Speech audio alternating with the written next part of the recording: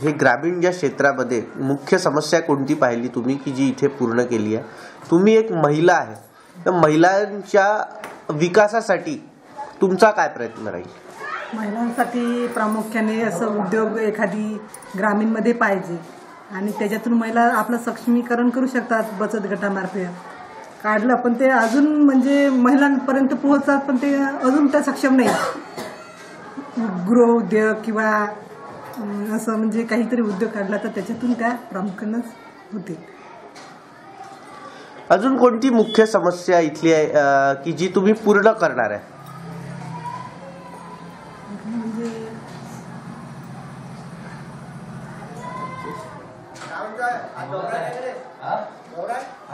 पूर्ण म्हणजे आता नाल्या वगैरे झाकीवून नाल्या जर चांगल्या असल्या गावामध्ये तर असा काडी कचरा पडू शकत नाही.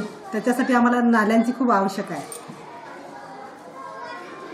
ताई, एक अजून प्रश्न विचारतो. गावामध्ये फॅक्टऱ्या यायला पाहत नाही, गावातले जे लोक आहे यांना रोजगार आजही उपलब्ध नाही आहे, याचं काय मुख्य रिझन वाटतं तुम्हाला?